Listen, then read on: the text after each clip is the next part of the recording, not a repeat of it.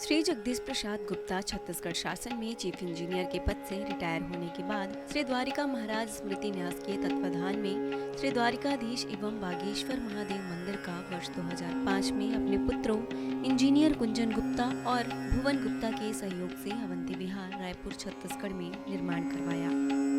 श्रीमद् भागवत कथा, राम कथा, गीता तत्व, वेदांत आदियों के तात्पर्य को व्यासपीठ से कहने के कारण इन्हें शब्दों द्वारा आचार्य श्री जगदीश भी कहा जाता है। अपना संपूर्ण जीवन परमात्मा की सेवा में दे दिया। आपने परमात्मा भगवान श्री द्वारिकाधीश के दिव्य गुणों और कर्मों को लेकर अभी तक 15 ग्रंथों की रचना की है। इन सभी ग्रंथों को भारतवर्ष के जगत गुरु और महापुरुष संतों के द्वारा आशीर्वाद प्राप्त हुआ है। इनमें से श्वेता स्वरूप उपनिषद, श्री राम कथा अमृत से अनमोल, मुंडक उपनिषद, कथा उपनिषद, सरलतम बोध, इन पुस्तकों पर उनके सारे प्रवचन यूट्यूब पर अपलोड कर दिए गए हैं। किताबों का नाम डालकर लिंक ओपन करके आप उसका आनंद उठा सकते हैं। श्रीमद् भागवत और वेदांत सार की प्रथम खंड की अनुक्रमणिका विसर्ग द्वारा परमात्मा का निरूपण, तृतीय विचार, इसका उद्बोधन सुन रहे हैं आप। श्रीमद् भागवत और वेदांत सार का प्रथम खंड विसर्ग द्वारा परमात्मा का निरूपण, तृतीय विचार, इसका उद्बोधन सुन रहे हैं आप। हरि ओम।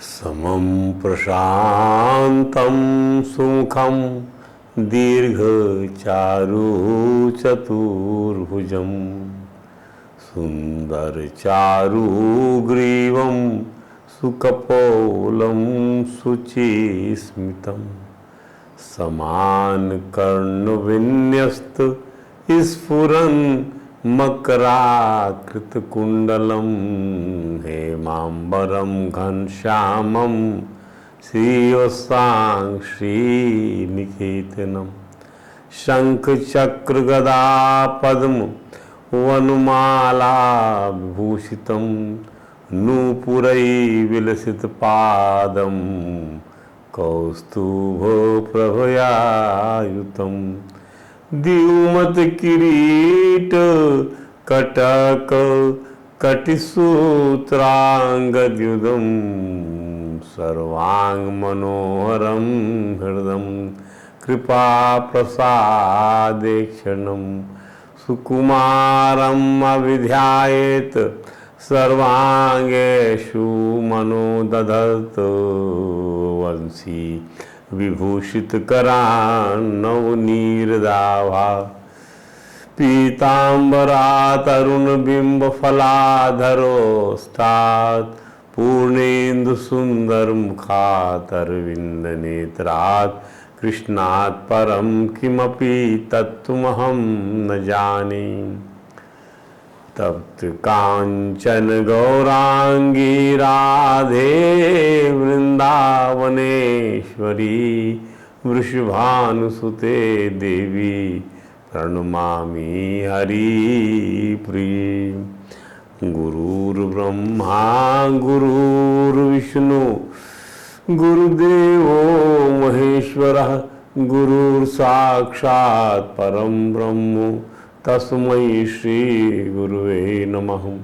संसारकूपे पतितो ह्यगाधे मोहान्धपूर्णे विषयातिसक्तः करावलम्बं मम देहि नाथ गोविन्दामोदर माधवेति। हे देव हे दैत हे भुवनैक बंधो हे कृष्ण हे चपल हे करुणैक सिंधु हे नाथ हे रमण हे नयनाभिराम हा हा कदानुभवितासि पदम दिशोर्मे।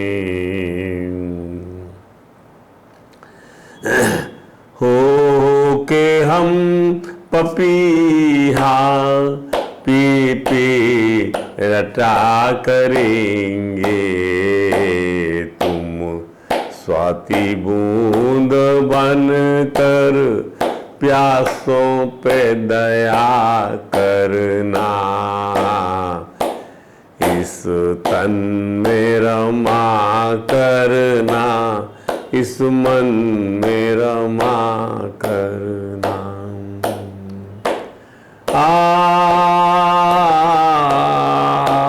हम मोर बन के मोहन नाचा करेंगे बन में, तुम श्याम घटा बनकर उस बन में उठा कर नाम। हम राधे श्याम तुम तो इस जग में निहारेंगे, तुम दीन बंधु बनकर दीनों पे दया करना, इस तन में रमा करना, इस मन में रमा करना। वैकुंठ तो यही है, इसमें ही बसा करना, इस तन में रमा करना, इस मन में रमा करना। हरे राम राम राम हरे हरे, हरे कृष्ण कृष्ण कृष्ण हरे हरे। बोलिए परात्पर परम त्रिलोकी नाथ, भक्त वांछा कल्पतरु भक्त वत्सल कृपण वत्सल शरणागत वत्सल भगवान श्री द्वारकाधीश महाराज की जय। भगवान श्री बांके बिहारी लाल की जय, भगवान श्री रास बिहारी लाल की जय, भगवान राधा दामोदर नाथ की जय, श्री सद्गुरु भगवान की जय, समस्त गुरु भगवान की जय, श्री चैतन्य महाप्रभु जी महाराज की जय, देवर्षि नारद जी महाराज की जय, भगवान श्री व्यास जी महाराज की जय, परम भागवत भगवान श्री सुखदेव जी महाराज की जय। जय श्री राधे, जय जय श्री श्याम। आइए श्रीमद् भागवत वेदांत सार प्रथम खंड जो हमारे ग्रंथ है, उसमें हम महाराज प्राचीन बरही को नारद जी के द्वारा सुनाए गए पुरंजन आख्यान की विवेचना को सुनते आ रहे हैं। आज पुरंजन आख्यान की विवेचना का उपसंहार है। नारद जी ने कहा, महाराज प्राचीन बरही को देखिए राजन, आप कुछ स्वप्न देख रहे हैं और स्वप्न में देखा आपने किसी से कोई आपकी प्रेयसी आ गई और उसके बाद अचानक कोई बगीचा आ गया या कोई राक्षस आ गया, तो स्वप्न में दृश्य बदलने से स्वप्न से पीछा तो नहीं छूटा आपका। कभी कुछ कभी कुछ कभी कुछ ऐसे अनेक प्रकार के दृश्य आते रहे, स्वप्न से आपका पीछा नहीं छूट पाता। उसी प्रकार महाराज कर्म फल से सर्वथा छूटने का कोई विधान नहीं है। उसके लिए आपको छूटने का उपाय कर्म तो नहीं हो सकता। कर्म फल से छूटने का उपाय कर्म तो हो नहीं सकता। आप कर्म करेंगे, कर्म फल फिर मिलेगा, कर्म करेंगे कर्म फल फिर मिलेगा। न एकांततः प्रतिकारः, न एकांततः प्रतिकारः कर्मणाम कर्म केवलम। कर्मों का कर्म से प्रतिकार नहीं किया जा सकता केवल और केवल, क्योंकि कर्म और कर्म फल दोनों ही अविद्यायुक्त होते हैं। कर्म इज आल्सो अविद्यायुक्त एंड कर्म फल इज आल्सो अविद्यायुक्त, क्योंकि विद्या का स्वरूप जो है वह है उस आत्मा को जानना जो कि कर्म से संलिप्त नहीं है, जो कर्म फल से संलिप्त नहीं है। सिंपल। तो राजन स्वप्न के पदार्थ न होने पर भी भासते हैं, हाँ भासते हैं। उसी प्रकार जब तक अज्ञान निद्रा नहीं टूटती, अब ये जो निद्रा है, अभी भौतिक निद्रा से आप जागृत होकर जागृत अवस्था में आए तो ये भौतिक जागरण हो गया, पर वह जागरण जो होगा, जो विद्या रूपी जागरण होगा, वो आपकी अज्ञान निद्रा समाप्त कर देता है। तब तक ये दृश्य पदार्थ वस्तुता न होने पर भी आपको भासते रहेंगे। परिणाम यह होता है राजन कि इस अज्ञान की निवृत्ति हुए बिना जीव को जन्म मरण रूप संसार से मुक्ति नहीं मिलती। क्या बात है! इन्हें जन्म मरण रूप संसार आपका अज्ञान रूपी, अज्ञान से ही आत्मा में या सनातन में या शाश्वत स्वरूप में अध्यस्त है। उस रस्सी में सर्प की भांति जो है व्याप्ता, यही माया है। यस्मिन इदम सदात्मतया विभाति माया विवेक विधूति सजीवा अहि बुद्धि। भगवान सनत कुमारों ने कहा उसी में ये यस्मिन इदम, उस परमात्मा में जो है इस सद असद रूपी जो माया है ये अध्यस्त है, सर्प के समान अध्यस्त है। सजीवा अहि बुद्धि, इसको आप सर्प समझ के त्याग दीजिए, भ्रांति समझ के त्याग दीजिए। परिणाम यह होता है कि इस अज्ञान की निवृत्ति हुए बिना जीव को जन्म मरण रूपी संसार से मुक्ति नहीं मिलती। अतः इनकी आत्यंतिक निवृत्ति का उपाय एकमात्र आत्मज्ञान है, आत्मदर्शन है, तत्व ज्ञान है।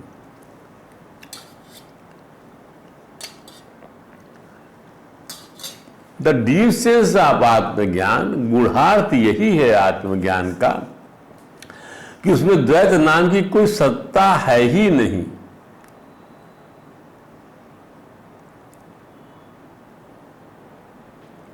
द्वैत नाम की वस्तु है ही नहीं। सारा चक्कर, सारा भ्रम, सारा अध्यास मन का है।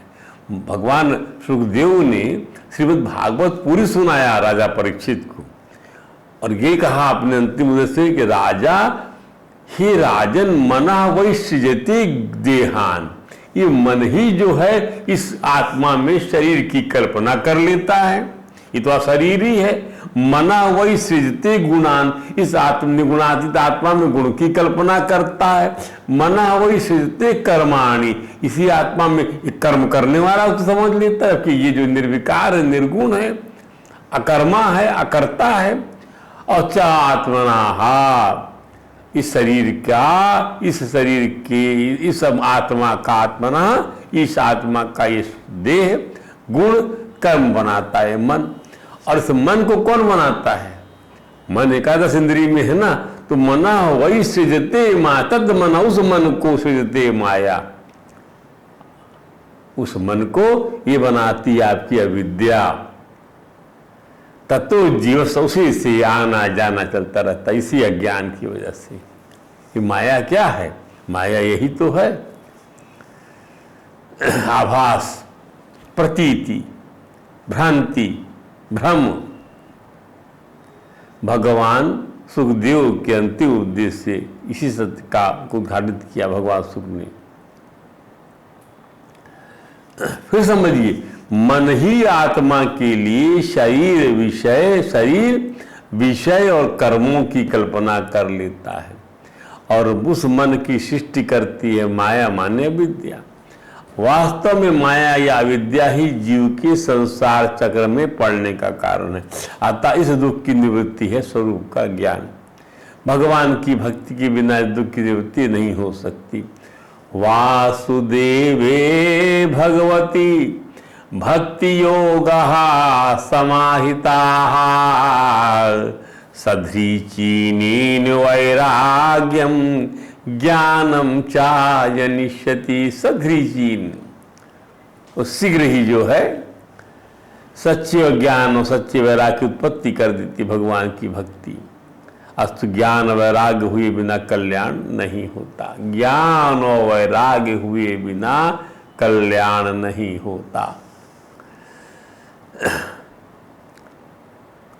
तत्व ज्ञान के लिए विवेक, वैराग्य, ध्यान दीजिए, विवेक, वैराग्य, षड संपदा, मोक्षा, यही तो बताया गया है ना। ज्ञान वैराग दोनों भक्ति के बेटे हैं। श्रीमद् भागवत में इसी सत्य को उद्घाटित किया गया। और इसी में जीवात्मा का परम कल्याण निहित है। भक्ति भाव भगवान की कथाओं में आश्रित रहता है। भक्ति का जो भाव है भगवान कथाओं में आश्रित है, ध्यान दीजिए। इसलिए जो श्रद्धापूर्वक उन्हें प्रतिदिन सुनता या पढ़ता है उससे बहुत शीघ्र ही उसकी प्राप्ति हो जाती है। जहाँ भगवान के भक्त हों, जितना भगवान की लीला के अनुकथन और श्रवण में हमेशा व्यस्त रहते हैं वे लोग, हमारा ये जो प्रवचन देने का तात्पर्य है, इस YouTube में अपलोड करने का तात्पर्य इस पुस्तक को यही है कि हम इस प्रकार से भगवान के गुणानुवाद तो कहते रहें, सुनते रहें, और जिसकी इच्छा वो सुनता रहे। हम नहीं चाहते कि उसको कोई सब्सक्राइबर हो या इतने घंटे को सुनने वाला कोई हमको एड मिले, पैसा मिले, ये हमारा उद्देश्य नहीं। हमारा उद्देश्य ये है कि ये वाणी हमेशा हमेशा ठाकुर जी के गुणगान की एक ऐसे चैनल में अमर हो जाए। किताबों के पन्नों में, किताबों में कोई दीमक लग जाएगा, पर यूट्यूब में हमेशा कहते हैं रहता ही है वो। इसी हिसाब से उसको हम करते हैं। भगवान की कृपा होगी, जिस भक्तों भगवान की दृष्टि जाएगी उसको सुन लेंगे, समझ लेंगे, क्योंकि एक से एक विद्वान अपनी चीज़ों को यहाँ डलवाते रहते हैं। तो वहीं जाकर इस भक्ति की प्राप्ति सत्संग करना चाहिए। तो सत्संग के लिए है सब चीज़ें। संतों का लक्षण भी यही है कि वे नित्य निरंतर भगवत चर्चा में संलग्न रहते हैं। छल कपट की चर्चा जगत की नीति है, ये भी रिकॉर्ड होता है। भोग की नीति है, राजनीति है, इसका साधु के साथ कोई संबंध नहीं है। तो साधु क्या करते हैं, उनके मुख से ही भगवान के चरित्र, भगवान की कथा का अमृत जो है निःसरित होता है, और उसको जो पीता है पीता है और तृप्त नहीं होता और एकाग्रता से सुनता है, उनको ना भूख और प्यास भय शोक मोह व्यापते नहीं, ऐसा भागवत का कहना है। क्या कहती भागवत, ऐसे साधु, ऐसे लोग जो भगवान के गुणानुवाद करते, उनके मुख से क्या निकलता है, उनके मुख से भगवान के चरित्र रूप शुद्ध अमृत की अनेक नदियां बहते रहती हैं, जैसा भी बह रही है हमारे मुख से। तस्मिन महा मुखरिता मधुभी चरित्रा पीयूष शेष सरिता परितः स्रवन्ति तस्मिन् महन् मुखरिता मधुभी चरित्र पीयूष शेष सरितः परिता स्रवन्ति ताये पिबन्ति आवितृषा नृपागाढकर्णैः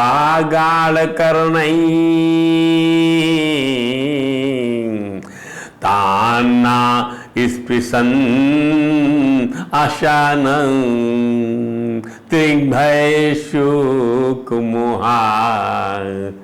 उसको फिर जब वो सुनता है भगवान के गुणानुवाद को, उनके चरित्र को, महापुरुषों के मुख से, सब मुख से निकले हुए भगवान के चरित्र को, कि अमृत की अनेक नदियां बहते रहती हैं। कभी वो ये सुनाते हैं साधु, कभी ये सुनाते हैं, कभी वो सुनाते हैं। तो जो लोग अतृप्त चित्त से श्रवण में तत्पर अपने कर्ण द्वारा इस अमृत का छक्कर पान करते हैं, उन्हें भूख प्यास मद शोक और मोह आदि कुछ भी बाधा नहीं पहुंचा सकते। याद रखिए, संसार सत्संग के लिए, सत्संग संसार के लिए नहीं होता। सत्संग जो करते हैं अपन संसार के लिए नहीं करते। हृदय में जो संसार बना हुआ है, हृदय में जो संसार बना हुआ है, उसको बदलकर भगवतमय बनाने के लिए होता है। तो सत्संग किसके लिए होता है? सत्संग जो है हृदय को भगवतमय बनाने के लिए होता है। हृदय में जो संसार बना हुआ है उसको भगवतमय बनाने के लिए सत्संग होता है, संसार के लिए नहीं होता। उस हृदय में बसे हुए संसार को बदलने के लिए होता है, उसको भगवान का बनाने के लिए होता है। ध्यान दीजिए, लोग साधु तो बन जाते हैं, घर द्वार धन दौलत बेटा बेटी छोड़कर आश्रम बनाते हैं और वे आश्रम बनाने में लगने वाली ईंटों में, सीमेंट में, मजदूरी में अपना दिल लगा देते हैं। फलस्वरूप राधे कृष्ण छूट जाता है और आश्रम का नक्शा मन पर छा जाता है। दूसरे शब्दों में सत्संग के लिए साधु बने, पर हुआ क्या? आसक्ति की वृत्ति वहां पर भी नहीं आई, दिल में संसार को बसा दिया। यह ठीक नहीं है। अब देखिए, इसको समझिए, गहराई से समझिए।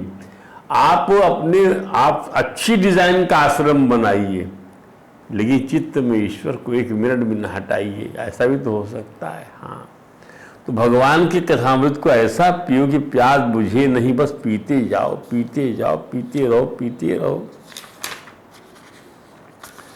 तो नारद जी ने राजा प्राचीन बरी से कहा, राजन, मेरे जैसे अनेक ब्रह्मवादी मुनि लोग, प्रजापतियों के पति ब्रह्मा जी, शंकर जी, स्वयंभू मनु, प्रजापति गण समस्त वांग्मय के अधिकारी होने पर भी तप, उपासना और समाधि के द्वारा ढूंढ ढूंढ कर हार गए, फिर भी उस सर्वदायी परमेश्वर को आज तक न देख सके। वेद भी अत्यंत विस्तृत है राजन, उसका भी पार पाना हंसी खेल नहीं है। महानुभाव लोग इंद्रादि देवता आदि भिन्न भिन्न कर्मों के द्वारा यद्यपि उस परमात्मा का ही यजन करते हैं, तथापि उसके स्वरूप को नहीं जान पाते। राजा प्राचीन बरही को कर्मकांड करने के लिए प्रताड़ित करते हुए नारद जी ने आगे कहा, राजन, अनेक पशुओं का वध करने से तुम बड़े कर्माभिमानी और उद्धत हो गए हो।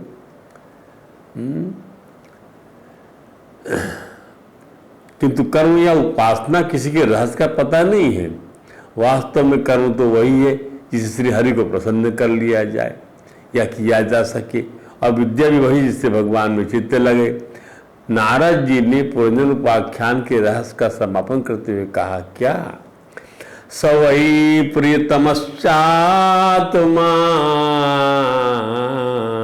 सावई प्रियतमश्चात्मा, यतो ना भयं वपि इति वेद सवई विद्वान, यो विद्वान सा गुरुर्हरि। देखो राजन, परमात्मा ही सबके भीतर बैठे हुए हैं, वे ही अपने प्रीतम और आत्मा। स वही प्रीतम आत्मा, वही अपने प्रीतम है, वही आत्मा है। यह तो ना भयम अणुपी, भयम अणुपी। और ये बात तुम समझ लो और उनसे डरो मत, जिससे कोई डर लगना नहीं है आपको, डरना नहीं है आपको। इति वेद सवई विद्वान, अगर यह बात तुमने समझ ली तब तो तुमने वेदों का अर्थ ही समझ लिया। इति वेद, जो ऐसा जान ले कि परमात्मा मेरे भीतर बैठा हुआ है, वही मेरा प्रीतम है, तो डरने की जरूरत नहीं है। तो फिर उसने जो है वेद को जान लिया, वेद का समझ लिया।